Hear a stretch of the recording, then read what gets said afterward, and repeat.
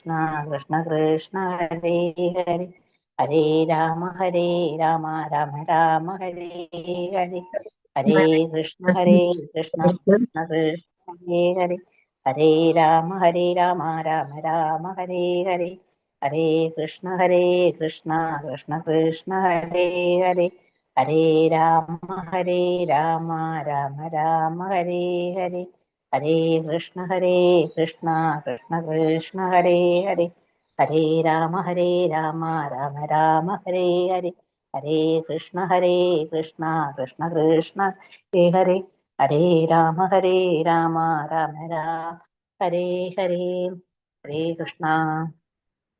ഹരേ കൃഷ്ണ. പ്രണാമ മാതാജി. ഹരേ കൃഷ്ണ. ഹരേ കൃഷ്ണ. പ്രണാമ മാതാജി. ഹരേ കൃഷ്ണ. പ്രണാമ മാതാജി. പ്രണാമ മാതാജി. ഹരേ കൃഷ്ണ മാതാജി. ഹരേ കൃഷ്ണ. ഹരേ കൃഷ്ണ മാതാജി. ഹരേ കൃഷ്ണ മാതാജി. കുറുമണ്ട എന്നാ തെങ്ങിന്റെ വീട്ടിലിട്, തെങ്ങിന്റെ വീട്ടിൽ കൊണ്ടിട്. ശ്രീരൂപം സാഗരജാതം സഹഗണ രഘുനാഥാന്വിതം തം സജീവം ചൈതന്യദേവം ശ്രീരാധാ കൃഷ്ണപാദാൻ സഹഗണ ലളിതാ ശ്രീ വിശാഖാന്വിതാം നമോ വിഷ്ണുപാദായ കൃഷ്ണപൃഷ്ഠായ ഭൂതലേ ശ്രീമദേ ഭക്തിവേദാന്ത സ്വാമിനിധി നാമിനെ നമസ്തേ സാരസ്വതേ ദേവേ ഗൗരവാണി പ്രചാരിണേ നിർവിശേഷ ശൂന്യവാദി പാശ്ചാത്യ ദേശത്താരിണേ വാഞ്ചാകൽപതരൂപസ്യ കൃപാ സിന്ധുഭ്യോ ച പതിതാനാം പാവനേഭ്യോ വൈഷ്ണവേഭ്യോ നമോ നമഃ.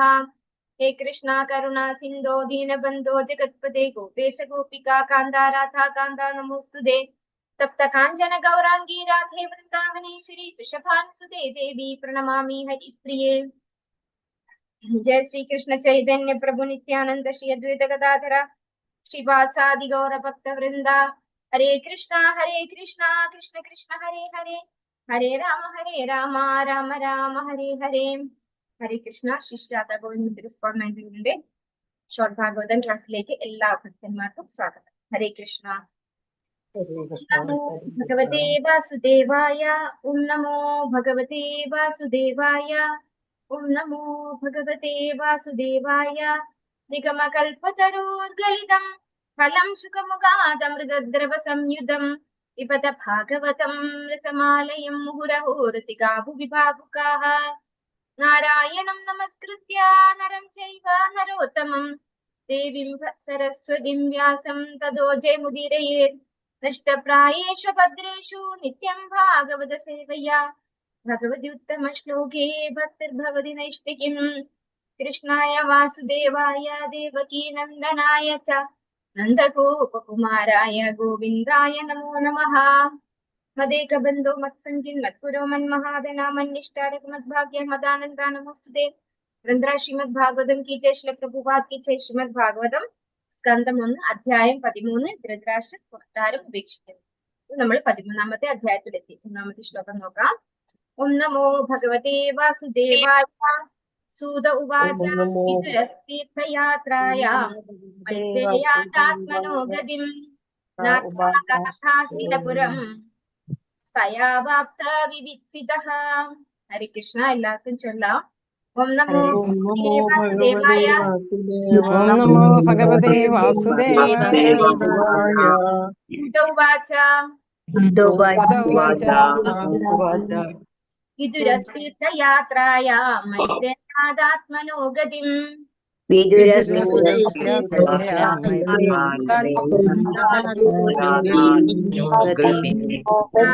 നാഥാകാശാസ്തിനപുരം തയാ വാപ്ത വിവിത്സിതഃ.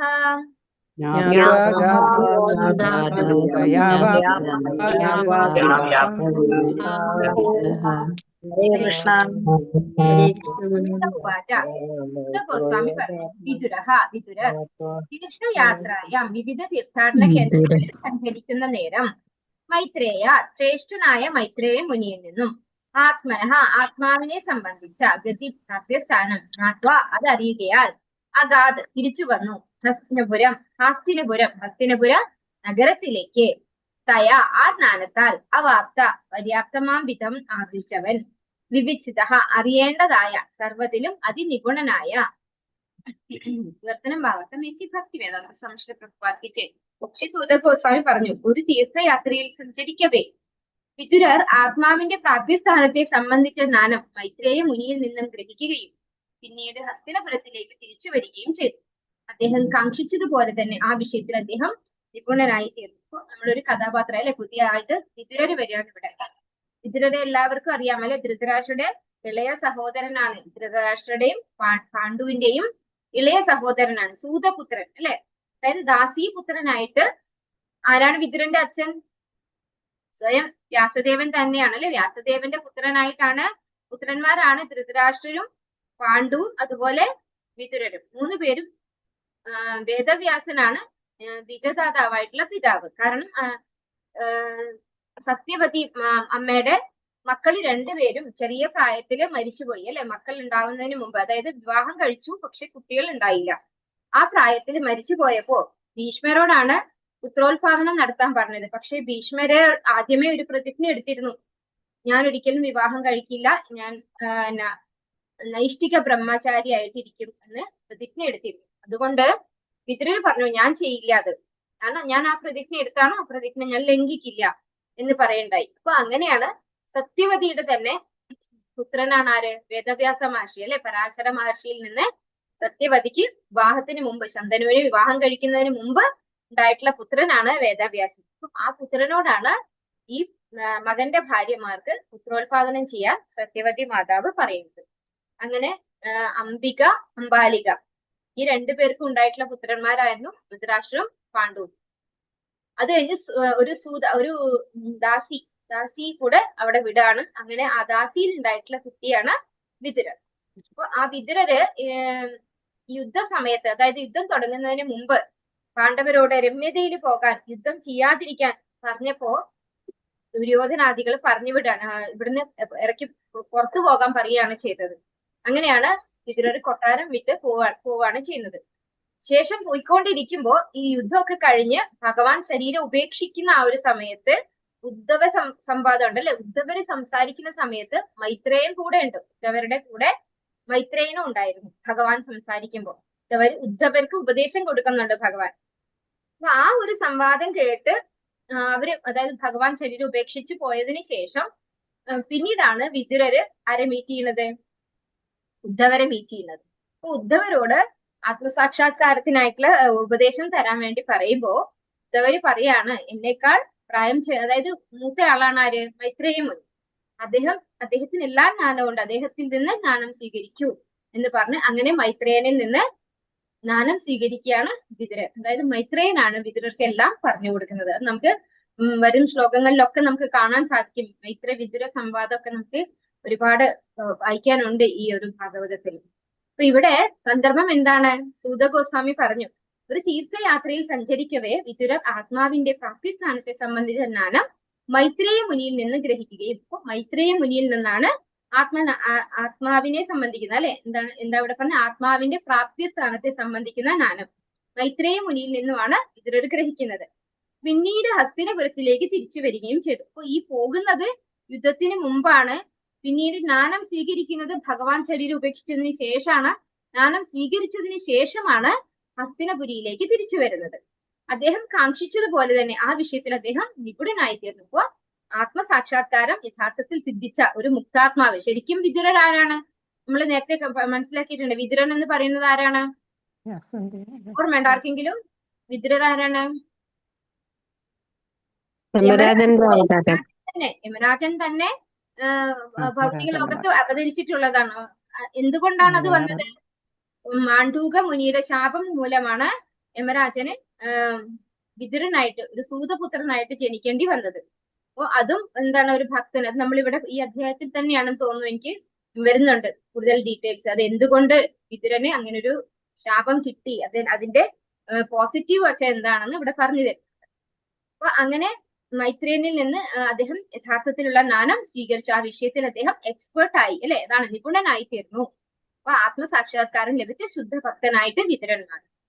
ഭാവാർത്ഥം എസി ഭക്തി വേദാന്ത സ്വാമി പ്രഭുപാദ് വിതുരർ. മഹാഭാരത ചരിത്രത്തിലെ ശ്രദ്ധേയരായ വ്യക്തികളിൽ ഒരാൾ. മഹാരാജാവ് പാണ്ഡുവിന്റെ മാതാവായ അംബികയുടെ പരിചാരിക വ്യാസദേവനാൽ വിതുരരെ ഗർഭം ധരിച്ചു. മാണ്ഡൂക മുനിയാൽ ശൂദ്രനായി തീരുമാനം ശപിക്കപ്പെട്ട യമരാജാവിന്റെ അവതാരമാണ് അദ്ദേഹം. കഥ ഇപ്രകാരമാണ്. ഒരിക്കൽ രാജഭടന്മാർ മാണ്ഡൂക മുനിയുടെ പർണശാലയിൽ ഒളിച്ചിരുന്ന കുറച്ച് കള്ളന്മാരെ പിടികൂടി.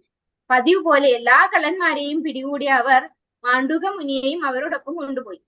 ന്യായാധിപൻ മുനിയെ കുന്തം കൊണ്ട് കുത്തിക്കൊല്ലാൻ പ്രത്യേക ഉത്തരവിട്ടു. അദ്ദേഹത്തെ തുളയ്ക്കുവാൻ തുടങ്ങുന്നതിന് തൊട്ടു മുമ്പ് ഈ വാർത്ത രാജാവിന്റെ കാതുകളിൽ എത്തുകയും മഹാനായ മുനി എന്ന പരിഗണനയാൽ ഉടനെ ആ പ്രവൃത്തി നിർത്തലാക്കുകയും ചെയ്തു. തന്റെ ഉദ്യോഗസ്ഥർ ചെയ്ത തെറ്റിന് രാജാവ് സ്വയം മുനിയോട് ക്ഷമയാചിച്ചു. മുനി ഉടൻ തന്നെ ജീവാത്മാക്കളുടെ വിധി നിർണയിക്കുന്ന യമരാജാവിന്റെ പക്കൽ പോയി. മുനിയാൽ ചോദ്യം ചെയ്യപ്പെട്ട യമരാജൻ കുട്ടിക്കാലത്ത് മുനി ഒരു ഉറുമ്പിനെ കൂർത്ത വൈക്കോൽ കൊണ്ട് തുളച്ചിരുന്നുവെന്നും ആയതിനാലാണ് അദ്ദേഹത്തെ പ്രയാസത്തിൽ അകപ്പെടുത്തിയതെന്നും പ്രതിവചിച്ചു. തന്റെ ബാഹ്യസഹജമായ നിഷ്കളങ്കതയ്ക്ക് ശിക്ഷിച്ചത് യമരാജന്റെ ഭാഗത്തു നിന്നുണ്ടായ അവിവേകമാണെന്ന് കരുതിയ മുനി ഒരു ശൂദ്രനായി തീരട്ടെ എന്ന് യമരാജാവിനെ ശപിച്ചു. യമരാജാവിന്റെ ഈ ശൂദ്ര അവതാരമാണ് ധൃതരാഷ്ട്രയുടെയും മഹാരാജാവ് പാണ്ഡുവിന്റെയും ശൂദ്ര സഹോദരൻ വിതുരർ.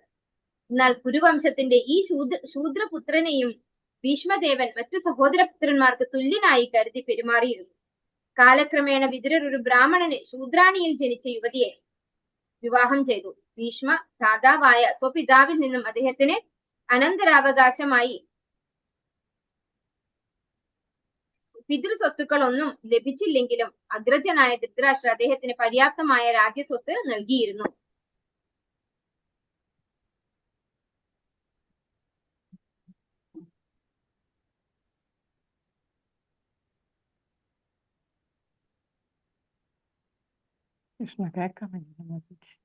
ജ്യേഷ്ഠ ഭ്രാതാവായ ധൃതരാഷ്ട്രരോട് വിതുരർക്ക് അഗാധമായ സ്നേഹമുണ്ടായിരുന്നു. ധൃതരാഷ്ട്രയെ ശരിയായ പാതയിലൂടെ നയിക്കുവാൻ എപ്പോഴും അദ്ദേഹം പരിശ്രമിച്ചിരുന്നു. ഭ്രാതാക്കൾ തമ്മിലുള്ള കുരുക്ഷേത്ര യുദ്ധവേളയിൽ പാണ്ഡുപുത്രരോട് നീതി കാണിക്കണമെന്ന് വിതുരർ തന്റെ ജ്യേഷ്ഠനോട് ആവർത്തിച്ച് യാചിച്ചു. എന്നാൽ ദുര്യോധനന് ഇളയച്ഛന്റെ ഇത്തരം ഇടപെടൽ ഇഷ്ടപ്പെട്ടില്ല. ആകയാൽ ദുര്യോധനൻ ഫലത്തിൽ വിതുരരെ അപമാനിച്ചു. ഇതിന്റെ ഫലമായി വിതുരർ കൊട്ടാരം ഉപേക്ഷിച്ച് തീർത്ഥയാത്രയ്ക്ക് പോവുകയും മൈത്രേയ മുനിയിൽ നിന്നും നിർദ്ദേശങ്ങൾ സ്വീകരിക്കുകയും ചെയ്തു. അപ്പോൾ ഇവിടെ പറഞ്ഞ കാര്യം തന്നെയാണ് എല്ലാം പറഞ്ഞിരിക്കുന്നത്. അതായത് ആരാണ് വിതുരർ എന്നാണ് ഇവിടെ ഭാവാർത്ഥത്തിൽ ശിലപ്രഭുപാദൻ നമുക്ക് പറഞ്ഞു തരുന്നത്. ഇതൊക്കെ ഞാൻ എക്സ്പ്ലെയിൻ ചെയ്ത് കഴിഞ്ഞതാണ്. മണ്ഡൂക മുനിയുടെ കഥ മാത്രമാണ് പറയാതെ ഉള്ളത്. അതായത് മണ്ഡൂക മുനിയുടെ കഥ എന്താണ്? മണ്ഡൂക മുനിയുടെ ആശ്രമത്തിൽ കുറച്ച് കള്ളന്മാര് കയറുണ്ടായി. അതായത് അവര് സെൽഫ് പ്രൊട്ടക്ഷന് വേണ്ടി കയറിയതാണ്. അപ്പൊ ആ കള്ളന്മാരെ രാജാവിന്റെ ഭടന്മാര് അവിടെ വെച്ച് പിടികൂടിയപ്പോ മാണ്ഡൂക മുനിയെയും കൊണ്ടുപോയി. അപ്പൊ മണ്ഡൂക മുനിയാണെന്ന തിരിച്ചറിവില്ലാതെ രാജാവല്ല, എന്താണ് ഇവിടെ പറഞ്ഞിരിക്കുന്നത്, ന്യായാധിപൻ അദ്ദേഹത്തെ കുന്തം കൊണ്ട് കുത്തിക്കൊല്ലാൻ ഉത്തരവിട്ടു എന്നാണ് പറയുന്നത്. പക്ഷെ ഉത്തരവിട്ടെങ്കിലും രാജാവ് അപ്പൊ തന്നെ അവിടെ എത്തുകയും അദ്ദേഹത്തെ മോചിപ്പിക്കുകയും ചെയ്തു, മാപ്പപേക്ഷിക്കുകയും ചെയ്തു.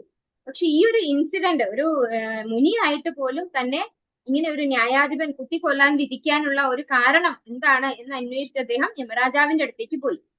യമരാജാവിന്റെ അടുത്ത് പോയപ്പോ യമരാജാവ് പറഞ്ഞു, താങ്കൾ 5 വയസ്സുള്ള ഒരു കുട്ടിയായിരുന്നപ്പോ ഒരു ഉറുമ്പിനെ വൈക്കോൽ കൊണ്ട് അല്ലെ ഒരു കൂർത്ത പുല്ല് കൊണ്ട് കുത്തി നോവിച്ചിരുന്നു. അതുകൊണ്ടാണ് ഇങ്ങനെ ഒരു സിറ്റുവേഷൻ താങ്കൾക്ക് കടന്നു പോകേണ്ടി വന്നത്. അപ്പോ ഒരു കൊച്ചുകുട്ടിയുടെ ചാബല്യത്തെ പോലും എന്താണ് കർമ്മഫലമാക്കി എടുത്തിരിക്കുന്നത് കൊണ്ട് അദ്ദേഹത്തിന് ദേഷ്യം വന്നു. അദ്ദേഹം യമരാജാവിനെ ശപിക്കുകയാണ്, ഒരു ശൂദ്രനായിട്ട് ജനിക്കട്ടെ, ശൂദ്രപുത്രനായിട്ട് ജനിക്കട്ടെ എന്ന്. അങ്ങനെയാണ് വിതുരൻ ശൂദ്രപുത്രനായിട്ട് ഇവിടെ ജനിക്കുന്നത്. അതായത് സ്വയം യമരാജാവ് തന്നെ. യമരാജാവ് ആരാണ്? 12 മഹാജനങ്ങളിൽ ഒരാളാണ് യമരാജൻ എന്ന് പറയുന്നത് അല്ലെ. 12 ഭഗവാന്റെ ശുദ്ധ ഭക്തന്മാരിൽ ഒരാളാണ്. അങ്ങനെയുള്ള ഒരു ഭക്തൻ തന്നെയാണ് വിതുരനായിട്ട് ഇവിടെ വന്നിരിക്കുന്നത്. അപ്പൊ ആ വിതുരനാണ് പാണ്ഡവന്മാര് അല്ലെ, കൗരവ പാണ്ഡവ യുദ്ധം അല്ലെ, കുരുക്ഷേത്ര യുദ്ധം ആരംഭിക്കുന്നതിന് തൊട്ട് മുൻപ് ഇങ്ങനൊരു യുദ്ധം ഉണ്ടാവരുതെന്ന് പറഞ്ഞപ്പോ ദുര്യോധനാൽ അപമാനിക്കപ്പെട്ടിട്ട് കൊട്ടാരം വിട്ടുപോയി. പിന്നീട് മൈത്രേയ മുനിയെ കണ്ട് ആത്മസാക്ഷാത്കാരം ലഭിച്ച് തിരിച്ചു വരുന്നത് ഇപ്പോ. അതുപോലെ ഇവിടെ പറയുന്നു, ധൃതരാഷ്ട്രർ പാണ്ഡവർക്ക് ഒന്നും കൊടുത്തിട്ടില്ല അല്ലെ, ഒരു വീട് പോലും കൊടുക്കില്ല എന്ന് പറഞ്ഞുകൊണ്ടാണ് യുദ്ധത്തിന് തയ്യാറായിരിക്കുന്നത്. പക്ഷെ വിതുരർക്ക് ആവശ്യമുള്ള സ്വത്ത്, അതായത് പിതൃസ്വത്തിന്റെ ഒരു അവകാശം കൊടുത്തിരുന്നു. അതുപോലെ വിതുരൻ സൂതപുത്രനായിട്ട് അല്ലെങ്കിൽ ദാസീപുത്രനായിട്ടാണ് ജനിച്ചതെങ്കിൽ പോലും ഭീഷ്മാചാര്യർ അദ്ദേഹത്തെ അവിടുത്തെ, അതായത് സഹോദരന്മാരായിട്ട് തന്നെ ധൃതരാഷ്ട്രയുടെയും പാണ്ഡുവിന്റെയും സഹോദരനായിട്ട് തന്നെ വിതുരനെ കണക്കാക്കിയിട്ടുണ്ടായിരുന്നു. അതുപോലെ ജ്യേഷ്ഠ ഭ്രാതാവായിട്ടുള്ള ധൃതരാഷ്ട്രർ വിതുരർക്ക് വേണ്ടുന്ന സ്വത്തുകൾ ഒക്കെ കൊടുത്തിട്ടുണ്ടായിരുന്നു. അതുപോലെ അദ്ദേഹത്തിന് തിരിച്ച് ധൃതരാഷ്ട്രോടും ഒരു അനുകമ്പ ഉണ്ടായിരുന്നു. കാരണം എന്തുകൊണ്ടാണ്? അദ്ദേഹം ജന്മനാ അന്ധനാണ്. അദ്ദേഹത്തിനാണെങ്കിൽ ധൃതരാഷ്ട്രർക്കാണെങ്കിൽ ഒരു ആത്മീയ ജ്ഞാനവും ഇല്ല. അപ്പൊ അദ്ദേഹത്തെ ഉയർത്തിക്കൊണ്ടുവരണമെന്ന് ആഗ്രഹിച്ച ഒരു സഹോദരനായിരുന്നു വിതുരൻ. ശ്രീകൃഷ്ണ ഓം നമോ ഭഗവതേ വാസുദേവായ യാവത് കൃതവാൻ പ്രശ്നാൻ ചത്താ കൗശാരവാഗ്രതഃ ജാതൈക ഭക്തിർഗോവിന്ദേ തേഭ്യശ്ചോപരരാമഃ. എല്ലാവർക്കും ചൊല്ലാം. ഓം നമോ ഭഗവതേ വാസുദേവായ ഓം നമോ ഭഗവതേ വാസുദേവായ. യാവത് കൃതവാൻ പ്രശ്നാൻ ചത്താ കൗശാരവാഗ്രതഃ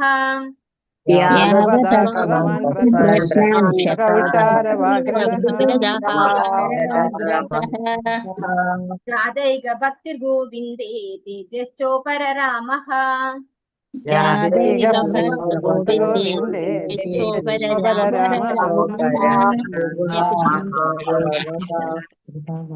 യാവതഃ അവയെല്ലാം കൃതവാൻ അദ്ദേഹം ആരാഞ്ഞു, പ്രശ്നാൻ ചോദ്യങ്ങൾ, ക്ഷത്ത വിതുരന്റെ മറ്റൊരു നാമം, കൗശാരവ മൈത്രേയന്റെ മറ്റൊരു നാമം, അഗ്രതഃ സാന്നിധ്യത്തിൽ, ജാത വളർച്ച പ്രാപിച്ച്, ഏകം ഭക്തിഹി അതീന്ദ്രിയ പ്രേമേത സേവനം, ഗോവിന്ദേ ശ്രീകൃഷ്ണ ഭഗവാന്, തേഭ്യഃ മറ്റു ചോദ്യങ്ങളെ സംബന്ധിച്ച്, ഉപരരാമ വിരമിച്ചു, ഗതകാലത്തിൽ. വർത്തനം ഭാവാർത്ഥം ഇസി ഭക്തി വേദാന്ത സ്വാമി ശ്രീ പ്രഭുപാദ് കി ജയ്. വ്യത്യസ്തങ്ങളായ നിരവധി ചോദ്യങ്ങൾ ആരാഞ്ഞ് ശ്രീകൃഷ്ണ ഭഗവാന്റെ അതീന്ദ്രിയ പ്രേമയുത സേവനത്തിൽ സ്ഥിതനായ ശേഷം മൈത്രേയ മുനിയോട് ചോദ്യങ്ങൾ ആരായുന്നതിൽ നിന്നും വിതുരർ പിൻവാങ്ങി. അപ്പോ വിതുരരുടെ കാര്യം എടുത്തു പറയാണ്. ആദ്യം കുറെ ചോദ്യങ്ങൾ നമ്മള് ഭാഗവതം തുടങ്ങുമ്പോൾ കണ്ടു, ഋഷിമാര് 6 ചോദ്യം ചോദിച്ചു, അതിനുള്ള ഉത്തരം പറയുന്നുണ്ട് സൂത ഗോസ്വാമി അല്ലെ. അതുപോലെ ചോദ്യം അങ്ങോട്ടും ഇങ്ങോട്ടും ചോദ്യം പരിപ്രശ്നേന എന്താണ് നമ്മള് ഉപദേശാമൃതത്തിൽ പറയുന്നുണ്ടല്ലോ, പുങ്ക്തെ ഭോജയതി ചൈവ മുഖ്യമാഖ്യാതി പൃച്ഛതി അല്ലെ. നമ്മൾ അങ്ങോട്ടും ഇങ്ങോട്ടും ചോദ്യങ്ങൾ ചോദിച്ച ഉത്തരം പറഞ്ഞു കൊടുക്കുക. അങ്ങനെയാണ് ആധ്യാത്മിക ജ്ഞാനം വളർത്തിയെടുക്കുന്നത്. അപ്പൊ അങ്ങനെ വ്യത്യസ്തങ്ങളായ നിരവധി ചോദ്യങ്ങൾ ആരാഞ്ഞ് ശ്രീകൃഷ്ണൻ ഭഗവാന്റെ അതീന്ദ്രിയ പ്രേമേത സേവനത്തിൽ സ്ഥിതനായ ശേഷം, അപ്പോൾ യഥാർത്ഥത്തിൽ ആ ഭക്തിയിൽ ഉറച്ചതിന് ശേഷം മൈത്രേയ മുനിയോട് ചോദ്യങ്ങൾ ആരായുന്നതിൽ നിന്നും വിതുരർ പിൻവാങ്ങി. അതിനുശേഷം എന്താണ് ചോദ്യം ചോദിക്കുന്നത് നിർത്തി.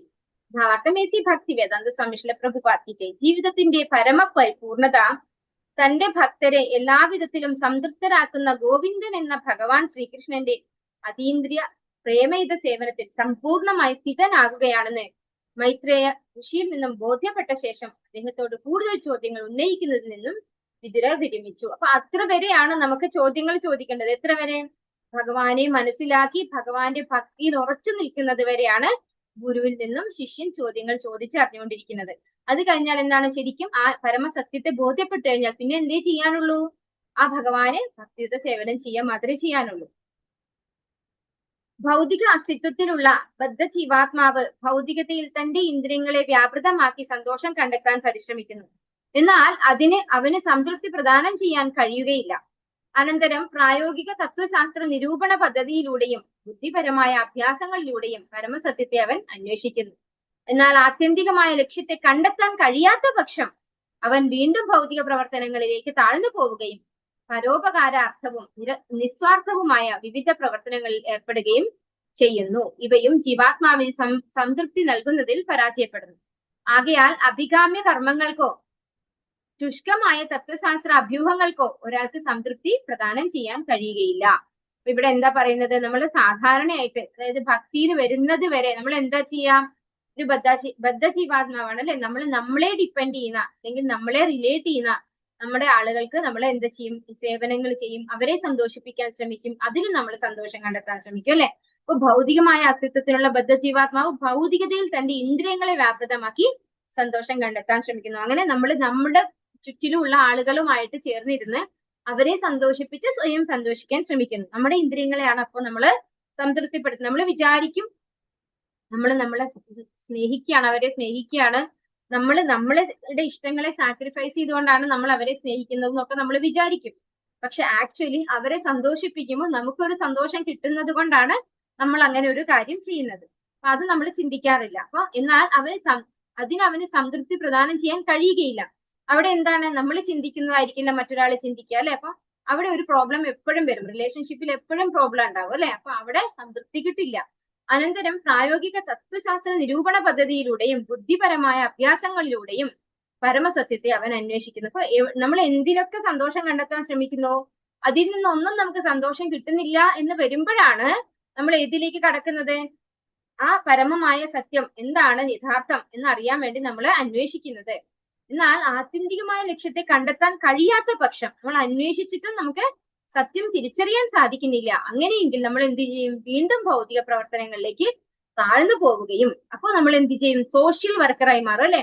മറ്റുള്ളവർക്ക് പരോപകാരം ചെയ്യാൻ നിസ്വാർത്ഥവുമായ വിവിധ പ്രവർത്തനങ്ങളിൽ ഏർപ്പെടുന്നു. അപ്പൊ നമ്മള് കുറച്ചുകൂടെ ഉയർന്ന തലമാണ്, സാധാരണ ഭൗതിക തലത്തിൽ നിന്നും കുറച്ചുകൂടെ ഉയർന്ന തലമാണ് നമ്മൾ എല്ലാവർക്കും സേവനം ചെയ്യുക എന്നുള്ള. അതിൽ ഒന്നും നിസ്വാർത്ഥ സേവനം എന്ന് പറഞ്ഞാൽ എന്താണ്? അതിൽ നിന്ന് എനിക്കൊന്നും വേണ്ട, അവർക്കൊക്കെ നന്മ ഉണ്ടായാൽ മതി, അതിൽ ഞാൻ സന്തോഷം കണ്ടെത്തിക്കൊള്ളാം എന്ന രീതിയിലുള്ള സേവനത്തിൽ അദ്ദേഹം ഏർപ്പെടുന്നു എന്നാണ് പറയുന്നത്. അതായത് പരമസത്യത്തെ അവർ അന്വേഷിച്ചറിയുന്നു, പക്ഷെ അന്വേഷിച്ചറിയാനോ മനസ്സിലാക്കാനോ ആ സത്യം തിരിച്ചറിയാനോ സാധിച്ചില്ല. അങ്ങനെയെങ്കിൽ നമ്മൾ വീണ്ടും ഭൗതികതയിലേക്ക് വന്നിട്ട് ആ ഭൗതികതയിൽ നിന്ന് കുറച്ച് ഉപരിയായിട്ടുള്ള ഒരു ലെവൽ, അതാണ് ഒരു സോഷ്യൽ വർക്കർ. അതായത് മറ്റുള്ളവർക്ക് ഉപകാരം ചെയ്തു കൊടുക്കുക, അതിൽ നിന്ന് എനിക്കൊന്നും റിട്ടേൺ വേണ്ട എന്ന് പറയുന്ന ഒരു സ്റ്റേജിലേക്ക് അവർ വരുന്നു. ഇവയും ജീവാത്മാവിന് സംതൃപ്തി നൽകുന്നതിൽ പരാജയപ്പെടുന്നു. ആകയാൽ അഭികാമ്യ കർമ്മങ്ങൾക്കോ ശുഷ്കമായ തത്വശാസ്ത്ര അഭ്യൂഹങ്ങൾക്കോ ഒരാൾക്ക് സംതൃപ്തി പ്രദാനം ചെയ്യാൻ കഴിയുകയില്ല. എന്തെന്നാൽ സ്വാഭാവികമായി ഒരു ജീവസത്ത പരമപുരുഷനായ ശ്രീകൃഷ്ണ ഭഗവാന്റെ ശാശ്വത സേവകനാകുന്നു. മാത്രവുമല്ല എല്ലാ വേദസാഹിത്യങ്ങളും ഈ ആത്യന്തിക ലക്ഷ്യത്തെ പ്രാപിക്കാനുള്ള നിർദ്ദേശം നൽകുന്നു. ഈ പ്രസ്താവനയെ ഭഗവത്ഗീത 15:15 സ്ഥിരീകരിക്കുന്നു. അപ്പൊ ഇങ്ങനെ പരോപകാരം ചെയ്തത് കൊണ്ടും ഒരു ജീവാത്മാവിന് പരിപൂർണമായ സന്തോഷമോ സമാധാനമോ ഒന്നും തന്നെ കിട്ടുന്നില്ല. അതിന്റെ കാരണം എന്താണ്? നമ്മുടെ യഥാർത്ഥ സ്വരൂപം എന്ന് പറയുന്നത് ഭഗവാന്റെ നിത്യദാസൻ എന്നതാണ്. അപ്പൊ ആ ഒരു സ്റ്റേജിലേക്ക് എത്തിയാൽ മാത്രമേ ശരിയായ സന്തോഷം നമുക്ക് കിട്ടുന്നുള്ളൂ. അത് ഭഗവത്ഗീത 15:15 സ്ഥിരീകരിക്കുന്നു. ഭഗവത്ഗീത 15:15 എന്താ ഭഗവാൻ പറയുന്നത്? വേദൈശ്ച സർവൈർ അഹമേവ വേദ്യോ വേദാന്ത കൃത് വേദ വിദേവചാഹം. ഭഗവാനെ അറിയാന്നുള്ളതാണ് വേദങ്ങളുടെ ലക്ഷ്യം. ഭഗവാന് സേവനം ചെയ്യുക, പരമമായ ലക്ഷ്യം എന്ന് പറയുന്നത് ഭഗവാനാണ് എന്ന് ഭഗവത്ഗീതയിൽ ഭഗവാൻ പറയുന്നു. വിതുരരെ പോലെ ജിജ്ഞാസുവായ ഒരു ബദ്ധാത്മാവ് നിശ്ചയമായും മൈത്രേയനെ പോലുള്ള ഒരു അംഗീകരിക്കപ്പെട്ട ആത്മീയ ആചാര്യനെ സമീപിച്ച് ബുദ്ധിപരമായ അന്വേഷണങ്ങളാൽ കർമ്മം, ഫലോദിഷ്ട കർമ്മങ്ങൾ, ജ്ഞാനം, പരമസത്യത്തിനായുള്ള തത്വശാസ്ത്രപരമായ ഗവേഷണം, യോഗം, ആത്മീയ സാക്ഷാത്കാരത്തിന്റെ യോജിപ്പിക്കുന്ന പ്രക്രിയ എന്നിവയെ കുറിച്ച് എല്ലാ കാര്യങ്ങളും മനസ്സിലാക്കുന്നതിന് ശ്രമിക്കണം. ഇപ്പൊ ഏതൊക്കെ കാര്യങ്ങളാണ് ഇവിടെ ചോദിച്ചറിഞ്ഞത്? മൈത്രേയനെ പോലുള്ള ഒരു അംഗീകരിക്കപ്പെട്ട ആചാര്യനിൽ നിന്ന് വിതുരനെ പോലുള്ള ഒരു യഥാർത്ഥ പഠിതാവ്, അല്ലെ, ശരിക്കും ഭഗവാനെ കുറിച്ച് അറിയാൻ ആഗ്രഹമുള്ള ഒരു വ്യക്തി എന്തൊക്കെ കാര്യങ്ങളാണ് അന്വേഷിച്ചറിയുന്നത്? കർമ്മം എന്താണ്, ഫലേച്ഛ കർമ്മങ്ങൾ എന്നറിയണം. ജ്ഞാനം എന്താണ്, അറിവ്, അല്ലെ, എന്തിനെ കുറിച്ചാണ് നമ്മൾക്ക് അറിയേണ്ടത്. ജ്ഞാനം, നേയം എന്നൊക്കെ നമ്മൾ ഭഗവത്ഗീതയിൽ പഠിക്കുന്നുണ്ട്, അല്ലെ. യോഗം എന്ന് പറഞ്ഞാൽ എന്താണ്? ഭഗവാനുമായിട്ടുള്ള ഒരു കണക്ഷൻ ആണ് യോഗം, ആത്മസാക്ഷാത്കാരത്തിന്റെ യോജിപ്പിക്കുന്ന പ്രക്രിയ. ഇവയെക്കുറിച്ച് എല്ലാ കാര്യങ്ങളും മനസ്സിലാക്കുന്നതിന് പരിശ്രമിക്കണം. ആത്മീയ ആചാര്യന്റെ സമക്ഷം അന്വേഷണങ്ങൾ നടത്താനുള്ള ആത്മാർത്ഥമായ പ്രവണത ഇല്ലാത്ത ഒരാൾ പരസ്യ പ്രദർശനത്തിനായി മാത്രം ഒരു ആത്മീയ ആചാര്യനെ സ്വീകരിക്കേണ്ട ആവശ്യമില്ല. മാത്രവുമല്ല, മറ്റുള്ളവരുടെ ആത്മീയ ആചാര്യനായിരിക്കുന്ന വ്യക്തി ശ്രീകൃഷ്ണ ഭഗവാന്റെ അതീന്ദ്രിയ പ്രേമയുത സേവനത്തിൽ തന്റെ ശിഷ്യനെ ആത്യന്തികമായി നിയുക്തനാക്കാൻ കഴിവില്ലാത്തവനെങ്കിൽ സ്വയം ആത്മീയ ആചാര്യനാണെന്ന് അവകാശപ്പെടരുത്. ഇതേ കാര്യം നമ്മള് ഉപദേശാമൃതത്തിൽ പഠിക്കുന്നുണ്ട്. അതുപോലെ ശ്രീമദ് ഭാഗവതത്തില് 6ാമത്തെ സ്കന്ധത്തിലും ഈ കാര്യം പറയുന്നുണ്ട്. ഇവിടെ എന്താ പറയുന്നത്? നമ്മളെ ആശ്രയിക്കുന്ന, അതായത് ഒരു ഗുരു എന്ന് പറഞ്ഞാൽ ആ ഗുരുവിനെ ആശ്രയിക്കുന്ന ശിഷ്യനെ ഭഗവാന്റെ സേവനത്തിൽ നിയുക്തനാക്കാൻ സാധിക്കുന്നില്ല ആ ഗുരുവിനെങ്കിൽ ആ ഗുരു ഒരിക്കലും ഒരു ഗുരു അല്ല എന്നാണ് പറയുന്നത്. ഭഗവാന്റെ സേവനത്തിലേക്ക് തന്റെ ശിഷ്യനെ നിയുക്തനാക്കാൻ യോഗ്യനായിരിക്കണം ഒരു ഗുരു എന്ന് പറയുന്നത്. അതുപോലെ ഒരു ശിഷ്യൻ എങ്ങനെയായിരിക്കണം? വെറുതെ ഗുരു ഇങ്ങനെ പറഞ്ഞു തരുന്നത് വെറുതെ ഇങ്ങനെ കേട്ടിരുന്നു ചോദ്യങ്ങളൊന്നും ചോദിക്കുന്നില്ല എങ്കിൽ ഒരു ഒരു നിശ്ചിത സമയം എത്തുമ്പോൾ ഗുരു അവിടെ നിർത്തും, അല്ലെ. അപ്പൊ എന്താണ്, ഇയാൾക്കൊന്നും ചോദിക്കാനില്ല. പക്ഷെ ശരിക്കും പറഞ്ഞാൽ നമ്മുടെ ഉള്ളിൽ ഒരുപാട് സംശയങ്ങളുണ്ട് അല്ലെ. ഈ സംശയങ്ങൾ നമ്മള് വിനയത്തോടു കൂടി ഗുരുവിന്റെ അടുത്ത് നിന്ന് ചോദിച്ച് നമ്മള് ഉത്തരം കണ്ടെത്തണം. അങ്ങനെയാണ് നമ്മൾ ആത്മീയ പുരോഗതി സ്വീകരിക്കേണ്ടത് എന്നാണ് പറയുന്നത്. മൈത്രേയനെ പോലുള്ള ഒരു ആത്മീയ ആചാര്യനെ സമീപിക്കുന്നതിൽ വിതുരർ വിജയിക്കുകയും അപ്രകാരം ഗോവിന്ദ ഭക്തി എന്ന ജീവിതത്തിന്റെ ആത്യന്തിക ലക്ഷ്യം പ്രാപ്തമാക്കുകയും ചെയ്തു. ആകയാൽ ആത്മീയ ഉന്നമനത്തെ സംബന്ധിച്ച് അദ്ദേഹത്തിന് കൂടുതലായി ഒന്നും തന്നെ അറിയേണ്ടതായിട്ടുണ്ടായിരുന്നില്ല. അപ്പൊ ഇവിടെ ഈ ശ്ലോകത്തിൽ എന്താ പറഞ്ഞത്? തുടക്കത്തില് വിതുരർ ഒരുപാട് ചോദ്യങ്ങൾ ചോദിച്ചു മൈത്രേയനോട്, ഭഗവാനെ കുറിച്ച് മനസ്സിലാക്കി, ഭഗവാന്റെ ഭക്തിയുത സേവനത്തിൽ ഉറച്ചതിന് ശേഷം ചോദ്യങ്ങൾ ചോദിക്കുന്നതിൽ നിന്നും വിടവാങ്ങി വിതുരർ എന്നാണ് നമ്മൾ ഇവിടെ പഠിച്ചത് അല്ലെ. അപ്പൊ ശരിയായിട്ട് ഒരു ആത്മീയ ആചാര്യനെ സമീപിക്കുന്നതിൽ വിതുരർ വിജയിച്ചു എന്നാണ് പറയുന്നത്. അതുപോലെ അങ്ങനെ ഒരു ആത്മീയ ആചാര്യന് ലഭിച്ചത് കൊണ്ട് തന്നെ ഭഗവാനിലുള്ള ഭക്തി അത് ഉടലെടുക്കാൻ ആർക്ക് സാധിച്ചു? വിതുരർക്ക് സാധിച്ചു. വിതുരരില് ആ ഒരു ഭക്തിയുത സേവനം ഉണ്ടാവാൻ സാധിച്ചു. ആത്യന്തികമായ ലക്ഷ്യം പ്രാപ്തമാക്കി എന്നാണ് ഇവിടെ പറയുന്നത്. അതുകൊണ്ട് ചോദ്യങ്ങൾ ചോദിക്കുന്നത് നിർത്തി. ഇത് കൂടുതലായി ഒന്നും തന്നെ അറിയേണ്ടത് ഉണ്ടായിരുന്നില്ല. കാരണം എന്താണ്? വേദൈസ് സർവേ അഹമേവ വേദു വേദാന്ത കൃദ്വേദ വിദേവ ചാഹം. ഭഗവാൻ പറഞ്ഞിരിക്കുന്നു, ഭഗവാനെ അറിയുന്നത് വരെയാണ് നമുക്ക് എന്ത് വേണ്ടത്? ചോദ്യങ്ങളും ഉത്തരങ്ങളും ഒക്കെ വേണ്ടതുള്ളത്. ഭഗവാനെ അറിഞ്ഞു കഴിഞ്ഞാൽ അതിന്റെ ആവശ്യം വരുന്നില്ല. അങ്ങനെ നിർത്തി. വിതുരർ ചോദ്യം ചോദിക്കും. ഓം നമോ ഭഗവതേ വാസുദേവായ. തം ബന്ധുമാഗതം ദൃഷ്ട്വാ ധർമ്മപുത്ര സഹാനുജഃ ധൃതരാഷ്ട്രോ യുയുത്സുശ്ച സൂതശാരദ്വതഃ പൃഥാ ഗാന്ധാരി ദ്രൗപദീ ബ്രഹ്മൻ സുഭദ്രാ ചോത്തരാ കൃപി അന്യാശ്ച ജാമയഃ പാണ്ഡോർനാദയഃ സസുതാസ്ത്രിയഃ. എല്ലാവർക്കും ചൊല്ലാം. ഓം നമോ ഭഗവതേ വാസുദേവായ. ഓം നമോ ഭഗവതേ വാസുദേവായ. तं बन्धुमागतं दृष्ट्वा धर्मपुत्र सहानुजः ബന്ധുമാഗതം ദൃഷ്ട്വാ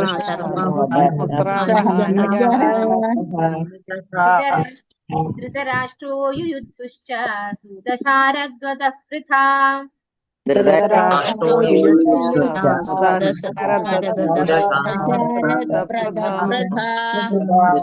ഗാന്ധാരി ദ്രൗപദീ ബ്രഹ്മൻ സുഭദ്രാ ചോത്തരാ കൃപി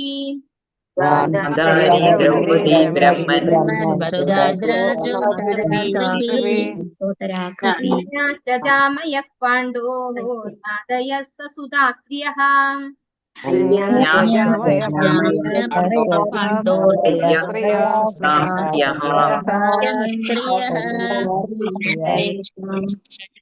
വിവർത്തനം വെറുതെ ഒന്ന് വായിക്കാൻ നമുക്ക് സമയമായി.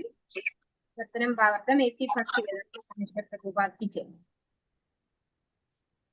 വിതുരർ കൊട്ടാരത്തിൽ മടങ്ങിയെത്തിയത് കണ്ട എല്ലാ കൊട്ടാര നിവാസികളും മഹാരാജാവ് യുധിഷ്ഠിരൻ, ഭ്രാതാക്കൾ ധൃതരാഷ്ട്രർ, സാത്വികി, സഞ്ജയൻ, കൃപാചാര്യർ, കുന്തി, ഗാന്ധാരി, ദ്രൗപദി, സുഭദ്ര, ഉത്തര, കൃപി, കൗരവരുടെ നിരവധി മറ്റു പത്നിമാർ, പുത്രസമേതരായ കൊട്ടാരത്തിലെ മറ്റ് സ്ത്രീജനങ്ങൾ എന്നിവരെല്ലാം അതിരേകമായ സന്തോഷത്തോടെ അദ്ദേഹത്തിന് അരികിലേക്ക് ധൃതിയിൽ ചെന്നു. ദീർഘകാലത്തിന് ശേഷം സുബോധം തിരികെ ലഭിച്ചവരെ എന്ന പോലെ അവർ കാണപ്പെട്ടു. അപ്പോ ഇവിടെ നമുക്ക് കാണാൻ പറ്റുന്ന സിറ്റുവേഷൻ എന്താണ്? ചിറ്റപ്പൻ ഇളയച്ഛനാണ് അല്ലെ ഈ ഒരു കുടുംബത്തിലെ, അതായത് പാണ്ഡവരുടെ കുടുംബത്തിലെ ചെറിയച്ഛൻ, അച്ഛന്റെ അനുജനാണ്. ഏറ്റവും ഇളയ ആളാണ് ആര്? വിതുരര്.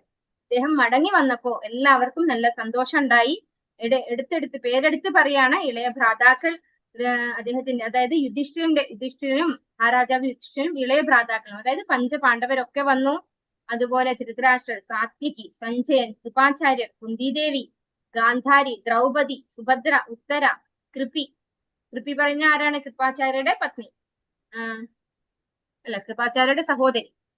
കൗരവരുടെ നിരവധി മറ്റു പത്നിമാർ, അതായത് മരണപ്പെട്ടു പോയില്ലേ 100 സഹോദരന്മാര്, അവരുടെയൊക്കെ ഭാര്യമാര്, അതുപോലെ കുട്ടികള്, മറ്റ് സ്ത്രീജനങ്ങൾ എല്ലാവരും ഓടി വരികയാണ്. സ്വബോധം തിരിച്ചു കിട്ടിയതുപോലെ ഓടി വരികയാണ് അദ്ദേഹത്തെ സ്വീകരിക്കാനായിട്ട്. നമുക്ക് കൂടുതൽ ഡീറ്റെയിൽസ് ഇതേ ശ്ലോകം നമുക്ക് അടുത്ത ക്ലാസ്സിൽ എടുക്കാം. അതുകൊണ്ടാണ് ഞാൻ മീനിങ് ഒന്നും വായിക്കാതിരുന്നത്. സമയായി.